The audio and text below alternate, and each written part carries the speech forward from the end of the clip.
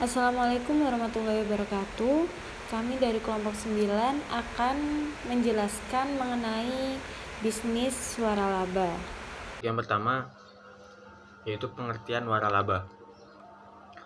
Pengertian waralaba sendiri adalah bentuk kemitraan di mana satu pihak mendapatkan hak untuk memanfaatkan kekayaan intelektual pemilik asli.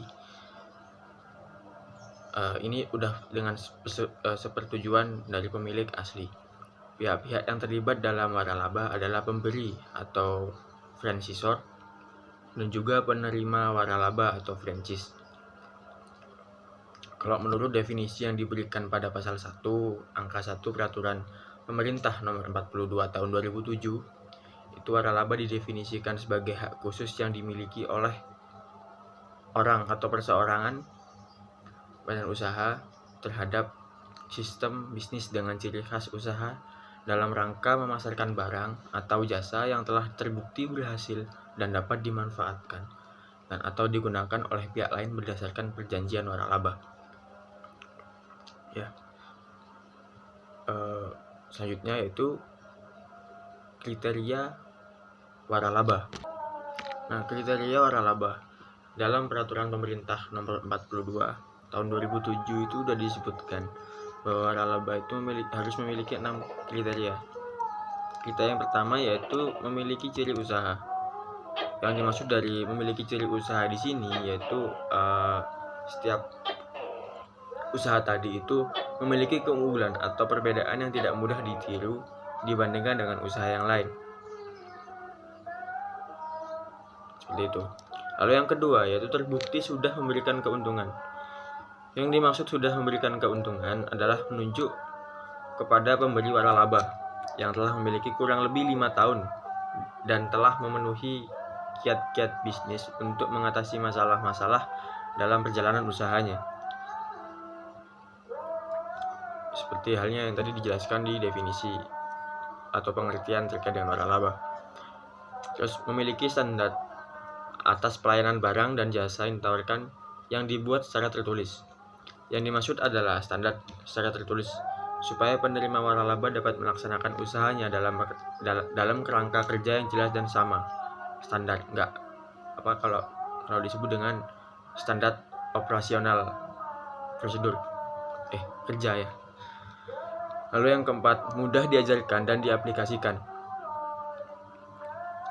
Di sini yang dimaksud adalah mudah dilaksanakan sehingga penerima waralaba yang belum memiliki pengalaman itu dapat melaksanakannya dengan baik, dengan mudah. Lalu adanya dukungan yang berkesinambungan. Yang dimaksud dengan adanya dukungan itu dukungan yang memberi waralaba secara terus-menerus seperti bimbingan operasional, pelatihan dan promosi. Yang keenam yang terakhir yaitu hak dan kekayaan intelektual yang telah terdaftar. Yang dimaksud adalah HKI yang terkait dengan usaha seperti merek, hak cipta, paten, rahasia dan sebagainya tadi itu telah terdaftarkan dan memiliki sertifikat atau sedang dalam proses pendaftaran di instansi yang berwenang. Ini menjadi ciri khas dari adanya waralaba. Lalu yang terakhir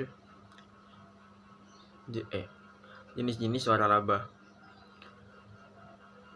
Di sini jenis-jenis waralaba itu bisa berdasarkan dari kriterianya juga berdasarkan dari asalnya. Kalau berdasarkan kriterianya diantaranya ialah waralaba produk. Itu nomor 1. Waralaba produk ini itu contohnya seperti makanan. Contoh satu usaha waralaba produk yaitu kayak MDC, KFC, dan sebagainya. Itu yang produk. Lalu yang kedua, waralaba jasa. Kalau waralaba jasa ini pelayanannya dalam bentuk layanan jasa gitu loh. Memberikan produk dalam bentuk layanan jasa. Contoh pendidikan, studio foto atau jasa sewa video, jasa agen perjalanan dan travel. Itu yang waralaba jasa. Juga ada yang ketiga yaitu waralaba gabungan. Produk yang dijual pada jenis waralaba ini adalah dalam bentuk suatu barang dan jasa. Jadi penggabungan antara kedua tadi. Lalu kalau waralaba menurut asalnya itu dibagi menjadi dua jenis. Di antaranya yang pertama waralaba luar negeri. Nah, waralaba yang asalnya dalam luar negeri ini itu waralaba yang mungkin atau akan lebih disukai oleh masyarakat karena memiliki pemikiran yang berasal dari luar negeri atau impor seperti itu, yang memiliki kualitas lebih baik ketimbang yang lokalan kalau dalam pemikiran masyarakat. Lalu ada juga yang kedua yaitu waralaba berasal dari dalam negeri. Kalau waralaba jenis ini itu masuk dalam kategori pilihan investasi untuk orang yang hendak menjadi pengusaha dengan cepat tapi tidak memiliki pengetahuan yang cukup tentang awal dan kelanjutan usaha memiliki waralaba. Contoh jenis waralaba yang berasal dari dalam negeri adalah kayak restoran cepat saji. Nah, seperti itu.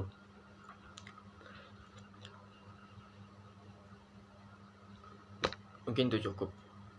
Akan dilanjutkan oleh teman saya. Baik, selanjutnya yaitu kelebihan dan kekurangan dari bisnis waralaba. Yang pertama akan kita bahas kelebihan-kelebihan dari bisnis waralaba terlebih dahulu.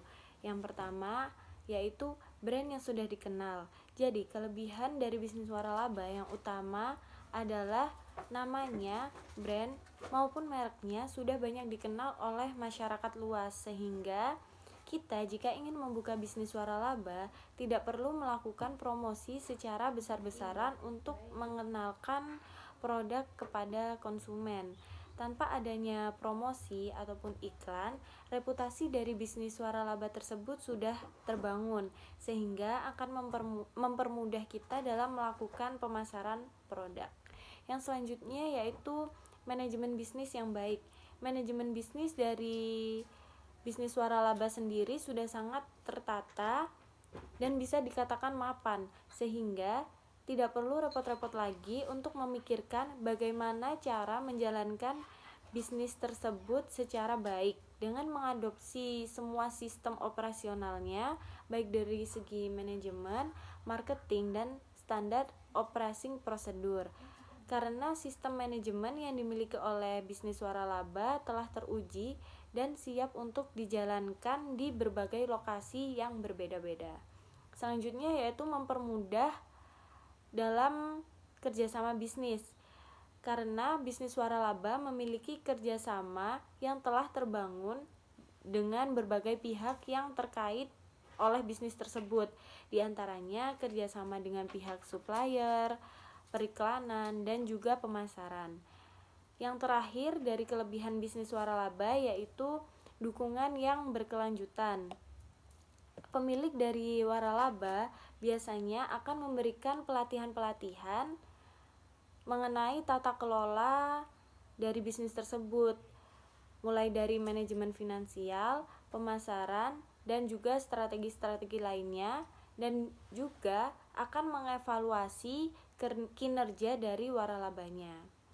Setelah kelebihan-kelebihan tersebut, terdapat juga kekurangan dari bisnis waralaba. Di antaranya yang pertama, terikat dengan sistem. Dengan membuka suatu bisnis waralaba berarti kita harus menyetujui segala ketentuan yang diberlakukan.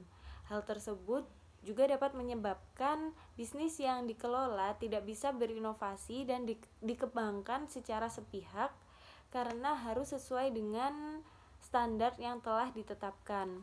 Ide-ide dan kreativitas tidak boleh secara langsung diterapkan pada bisnis waralaba yang dikelola karena terikat dengan peraturan-peraturan tersebut. Yang kedua yaitu keterbatasan memilih supplier. Dalam sistem waralaba, para pemasok telah ditentukan. Hal ini bisa jadi menguntungkan pebisnis karena tidak perlu repot-repot memikirkan ataupun mencari para pemasok. Namun di sisi lain, pebisnis tidak dapat mendapatkan harga yang lebih murah dari pemasok lain, yang berarti tidak bisa memaksimalkan keuntungannya. Yang ketiga yaitu reputasi bergantung pada waralaba.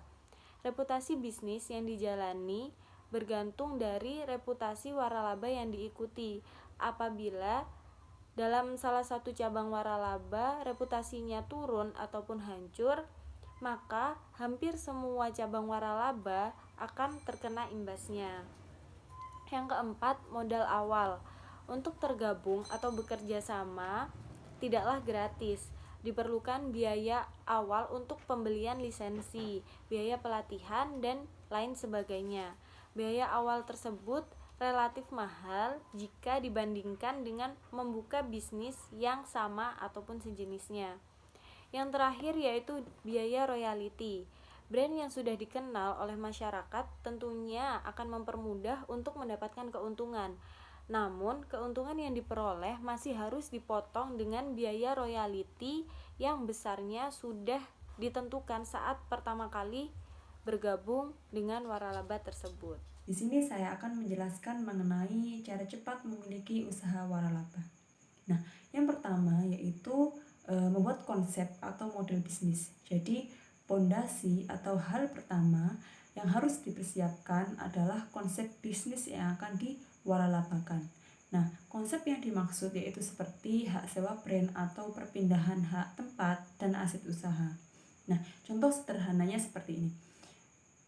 Yaitu apakah usaha waralaba yang akan kita dirikan itu hanya sebatas menjual merek dagang kepada orang lain, atau mereka harus membeli paket usaha secara lengkap, misalnya berupa bahan baku, merek, bahkan juga SOP-nya. Lalu yang kedua yaitu menyusun SOP atau standar operasional prosedur. Nah, menyusun SOP itu sangat penting. Nah, SOP yang harus dibuat itu meliputi beberapa aspek. Misalnya diantaranya penyimpanan bahan baku, lalu tata cara menyajikan, penanganan konsumen, dan sebagainya. Nah, sebagai para mitra itu akan lebih dimudahkan dalam menjalankan kegiatan operasional usahanya. Lalu yang ketiga yaitu mendaftarkan merek atau brand. Nah, kita itu harus mendaftarkan merek produk kita ke Ditjen Kekayaan Intelektual atau DJKI. Nah, untuk apa? Yaitu untuk menghindari terjadinya hal-hal yang tidak diinginkan atau yang tidak kita harapkan. Misalkan merek usaha kita yang diduplikasi oleh pihak lain. Jadi tujuan kita untuk mendaftarkan merek yaitu untuk mendapatkan kepastian hukum dan juga perlindungan hukum terhadap hak atas merek kita, merek usaha kita. Nah, apabila ada orang lain yang menduplikasikan merek usaha kita tanpa izin, itu kita dapat menggugatnya secara hukum gitu. Lalu yang keempat yaitu menyiapkan laporan keuangan. Nah, mendirikan usaha waralaba itu sangat membutuhkan laporan keuangan untuk mengetahui usaha tersebut berkembang atau tidak gitu.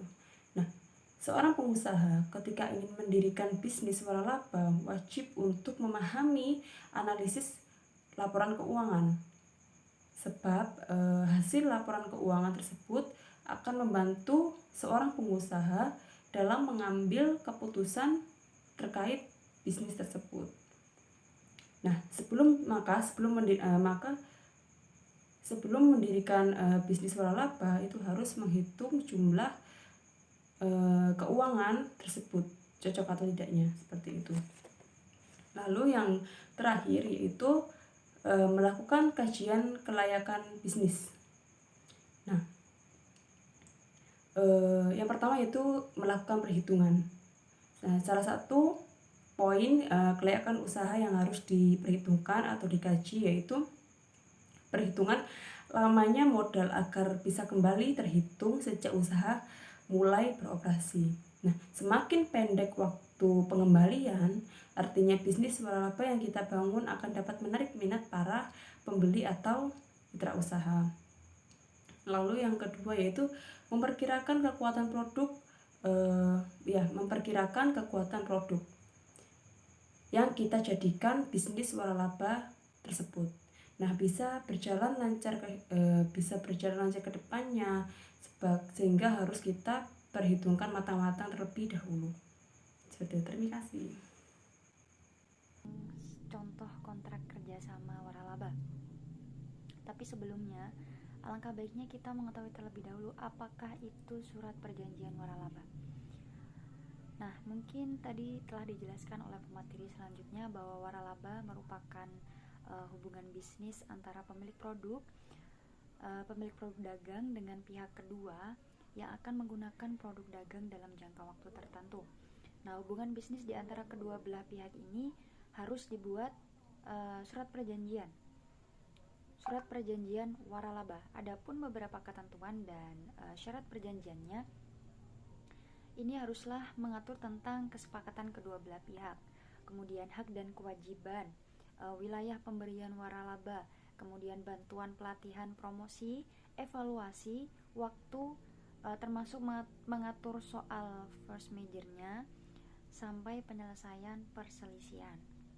Nah, hal-hal yang penting untuk diperhatikan dalam pembuatan surat perjanjian waralaba ini telah diatur dalam pasal 1320 KUH Perdata yang isinya adalah yang pertama, surat perjanjian tersebut haruslah mengandung suatu kesepakatan, isi atau klausul perjanjian. Kemudian umur para pihak yang melakukan perjanjian ini haruslah dewasa secara hukum, seperti telah berumur 18 tahun ataupun sudah menikah. Kemudian mengenai hal tertentu dalam hal ini adalah mengenai waralaba. Dan yang terakhir adalah suatu kausa yang halal, tidak bertentangan dengan undang-undang, kesusilaan, dan ketertiban umum. Kemudian berdasarkan pasal 5 Peraturan Pemerintah Nomor 42 Tahun 2007 tentang Perjanjian Waralaba, surat perjanjian waralaba yang benar ini memiliki kriteria tertentu, yaitu yang pertama, mengandung nama dan alamat para pihak, jenis hak kekayaan intelektualnya, kegiatan usahanya, hak dan kewajiban para pihak, kemudian bantuan, fasilitas, bimbingan operasional, pelatihan, dan pemasaran yang diberikan pemberi waralaba kepada penerima waralaba. Wilayah usahanya juga mencakup kemudian jangka waktu perjanjiannya, tata cara pembayaran imbalannya, kepemilikan, perubahan kepemilikan, hak-hak ahli warisnya, kemudian penyelesaian sengketanya bagaimana, dan tata cara perpanjangan, pengakhiran, maupun pemutusan perjanjian seperti apa. Maka diatur dalam PP tersebut. Perlu diingat juga bahwa waralaba itu legal jika sudah didaftarkan dan memperoleh surat tanda pendaftaran waralaba atau STPW. Seperti contoh yang saya masukkan di sini adalah contoh waralaba bisnis, waralaba Easy Kebab, di mana nama franchiser atau pemberi waralaba di sini Ilham, dan anggaplah si penerima waralaba atau franchisee ini merupakan ini bernama Mas Alvan misalkan. Nah, dalam hal ini Mas Ilham ini bertindak untuk atas nama Easy Kebab. Dalam perjanjian ini disebut franchiser. Sedangkan Mas Alvan dalam hal ini itu bertindak atas nama pribadinya selaku penerima franchise-nya. Selanjutnya, Mas Alvan ini bisa disebut dengan franchisee atau penerima waralaba. Nah, bahwa berdasarkan hal yang telah ditetapkan dalam surat perjanjian Easy Kebab ini, maka franchiser maupun franchisee sepakat untuk melaksanakan perjanjian ini dalam bentuk kerjasama yang untuk selanjutnya disebut sebagai perjanjian waralaba. Seperti itu kurang lebihnya. Nah, ini sedikit tambahan, sebelum kita membuat surat perjanjian waralaba atau franchise, ada baiknya kita pelajari terlebih dahulu mengenai hukum, atau paling tidak kita memiliki pengetahuan basic dasar mengenai surat perjanjian tersebut demi kebaikan bersama, demi kebaikan kita sendiri maupun penerima waralabanya. Karena berbisnis tidak dapat hanya berdasarkan kepercayaan lisan saja. Baik, di sini saya akan melanjutkan tentang praktek waralaba sukses. Di dalam pasal 3 Peraturan Pemerintah Nomor 42 Tahun 2007 dinyatakan bahwa waralaba dapat diselenggarakan di seluruh wilayah Indonesia dan harus memenuhi kriteria sebagai berikut. Yang pertama, memiliki ciri khas usaha. Yang kedua, terbukti sudah memberikan keuntungan. Yang ketiga, memiliki standar atas pelayanan dan barang atau jasa yang ditawarkan yang dibuat secara tertulis. Yang keempat, mudah diajarkan dan diaplikasikan. Yang kelima, adanya dukungan yang berkesinambungan. Dan yang terakhir, hak kekayaan intelektual yang telah terdaftar. Berdasarkan ketentuan tersebut dapat diketahui bahwa apabila usaha tersebut belum memiliki sistem terstandar yang terbukti bisa memberikan keuntungan, maka seyogyanya jangan dulu dibuat waralaba. Contoh praktik waralaba. Semisal Ismail memiliki usaha di bidang kuliner, yaitu rumah makan Pak Mail. Bisnisnya terkenal dan memiliki banyak pelanggan, sehingga Ismail ingin mengembangkan rumah makannya dengan sistem waralaba. Paket yang ia sediakan meliputi merek dagang, bahan makanan, hingga SOP yang berlaku di rumah makannya. Ia menjual paket waralaba ini sebesar 55 juta rupiah. Nah, paket waralabanya pun dibeli oleh Dimas, sehingga Dimas memiliki usaha rumah makan dari waralaba rumah makan Pak Mail. Usaha yang dikelola oleh Dimas ini menggunakan nama, menu, rasa makanan, dan SOP yang sama seperti rumah makan yang dimiliki Ismail. Sekian yang dapat kami sampaikan, kurang lebihnya mohon maaf. Terima kasih. Wassalamualaikum warahmatullahi wabarakatuh.